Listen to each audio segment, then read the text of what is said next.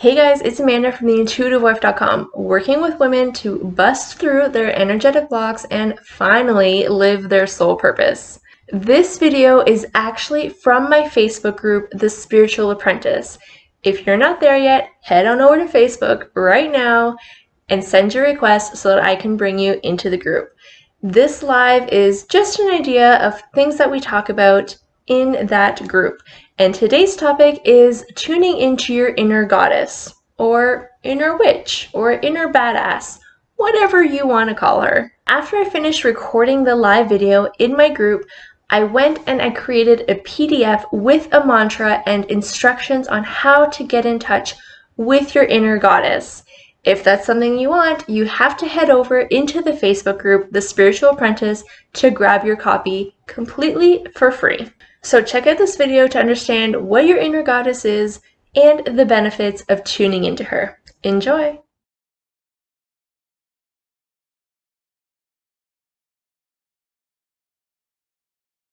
Today's topic, eliminating the feeling of being disempowered and tuning into your inner goddess. All right, so that feeling that you get when you don't know what to do, you're feeling frazzled, you're feeling overwhelmed, you're confused, you're afraid of making the wrong decision. That is your ego, my love. And we feel this way when we are letting our egos come through and take the driver's seat, not what we want to do. Not for us intuitives, that's not what we want to do. We want to tap into our intuition, our inner voice. We do not want to make the ego make all the decisions. We've been trained to push down our intuition, to not listen to that inner voice, because it's been somehow labeled as being intangible. Just because it doesn't make sense doesn't mean it's not the right course of action or the right decision. Like, intuition isn't always logical. It's what you know in your gut. It's what you feel in your bones. So to say that intuition isn't tangible, I don't know, man. There's been a whole lot of proof in history of women rocking their shit by following their intuition, right? This has caused us as women to hide, to be afraid, and to not trust ourselves. When you're feeling overwhelmed or disempowered or frazzled or afraid, it's not because you're not smart enough. It has nothing to do with not being enough in any way. It just has to do with you needing to get stronger in your ability to tune into yourself. This is going to sound so cliche, and like, I literally can't help myself, but these are the words that come out on paper, okay? So if I wrote it, I have to say it. The answer is inside of you. When you're feeling frazzled and disempowered and you don't know what to do, you do have the answer. You truly, truly do. So first I'm going to tell you a story, and then we're going to do a little exercise. The reason I say the answer is inside of you is because I've experimented. And I obviously would never tell you to do something if I haven't first done it myself and proven it to be true. So, I don't know, probably last year. I think it was last year. I had my second or third past life regression session. And it's a pretty incredible session, but it's one of the ones that resonated with me the most. And there were two that I can think of off the top of my head that were like, this is gold and this explains so much.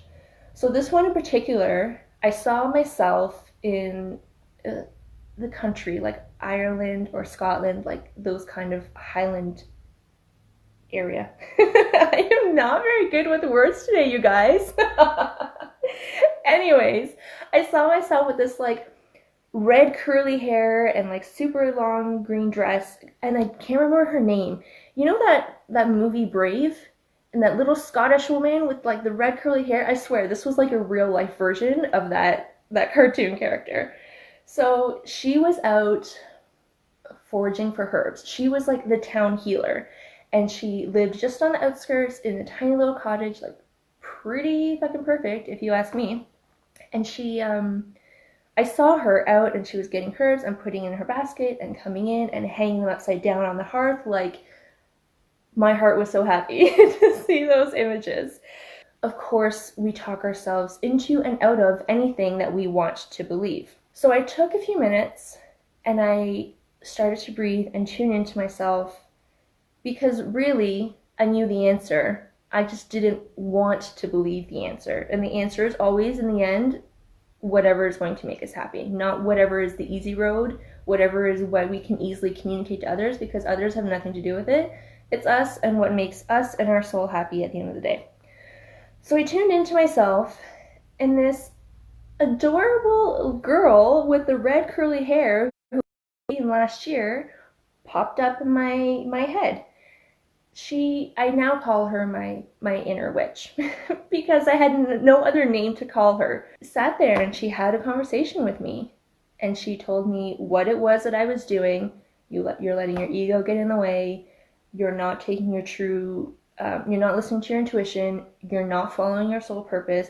She lectured the shit out of me. Tough love, but I needed it.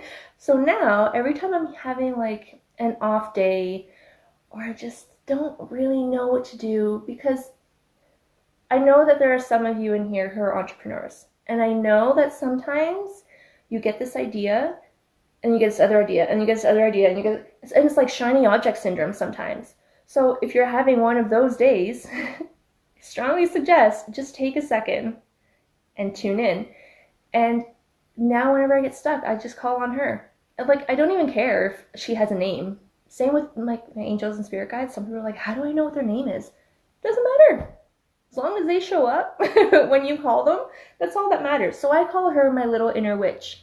And I even had a chat with her this morning. I'm like, hey, little inner witch, what's going on? And I see her in my head and we have a chat. And the reason I have a chat with her, other than the fact that like it's my inner knowing, is because, and I think I explained this a little bit last week, I honestly don't remember, we have cell memory. So every past life that you've ever lived stays stuck in your cells of this physical life, which is why you can go someplace and know exactly where you are, or you meet another soul like in this life. Maybe it's your best friend and you're like, I just met you, but I feel like I've known you my entire life. Like, that's in your cells. The memory is there.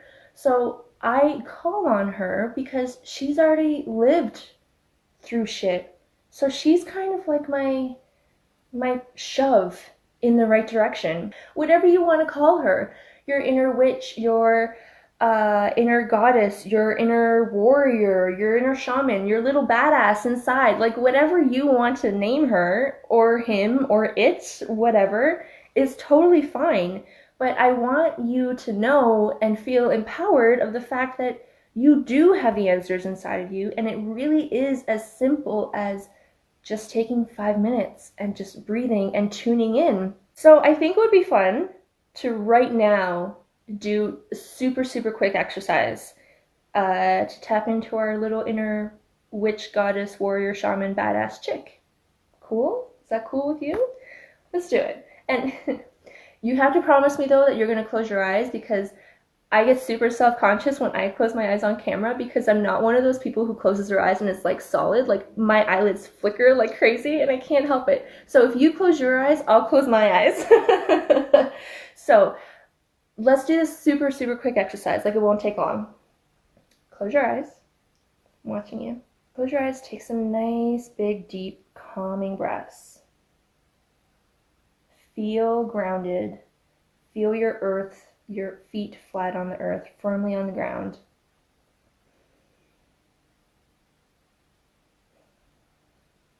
Just take a second to tune into yourself. Notice how your body's feeling. Try as best as you can to quiet your mind. I know it's hard. Once you've slowed your heart rate and you're feeling grounded, just call on her. If you've never met her before, it's completely fine.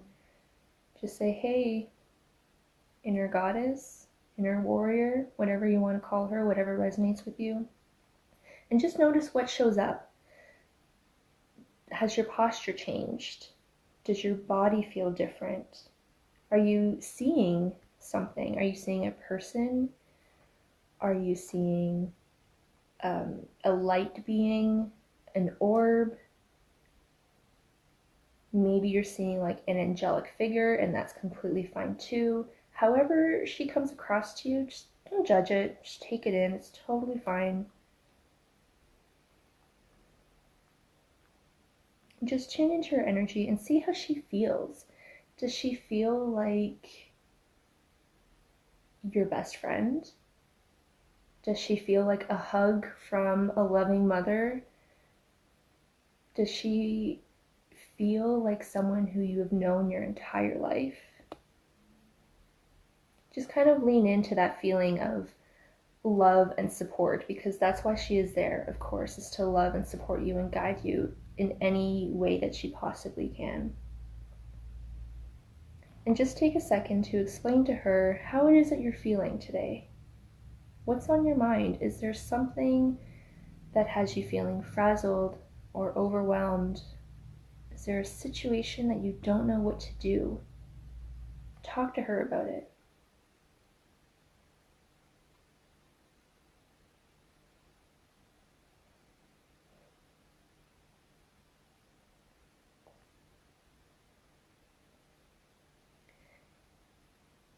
And if you choose, this is what I did on the very first time I talked to her. I told her that I was tired of feeling so weighed down.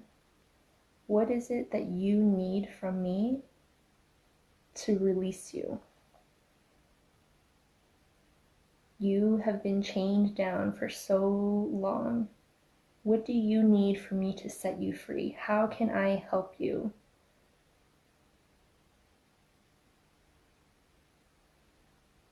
And just listen to what she says, or you might see images, you just might have this inner knowing. Everything I just said was clairaudience, clairsentience. Trust.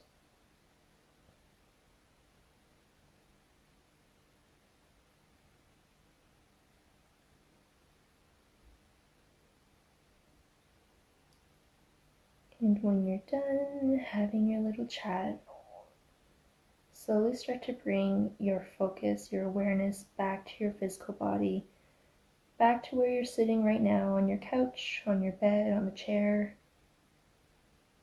Just take another nice big deep breath. Just come on back to this life.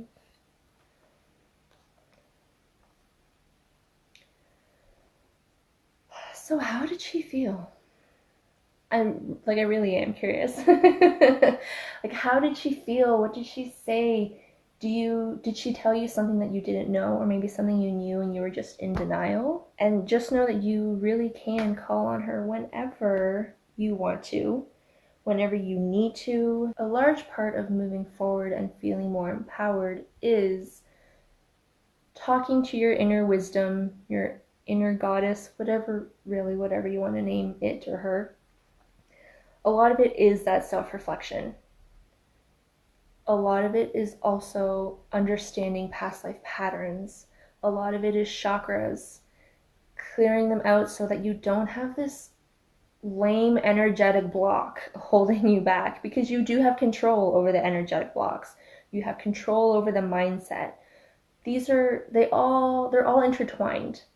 So listening to her is step number one, always. She will do her part, but you also have to do yours. Which means if she says, for example, you need to work on your chakras, you literally need to meet her halfway and work on your chakras. Otherwise, you are always going to feel the stuck, the disempowered, the frazzled, the confused. Just like when you're trying to manifest something, you can say until you're blue in the face, universe, I want $10,000 cash, but it's not just going to land in your lap. there are things that you need to do to keep things moving and to get the money flowing to you. So this is just an example of what happens when we work together one-on-one.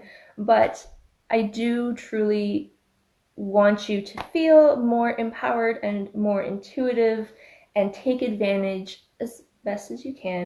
Whatever, I'm going to put a link somewhere. If you want to book a call with me, we can talk about working one-on-one together. If it's something that interests you, if it's something that you're ready to do, if you are ready to heal and ascend and live your soul purpose, and it's something that you're considering leaning on me to do as your spiritual coach, then I am more than happy to have that conversation with you. So if it's something that you want to do, you are absolutely more than welcome to book a no obligation call with me, and we can sit and chat and grab a tea or a glass of wine and see what's going on.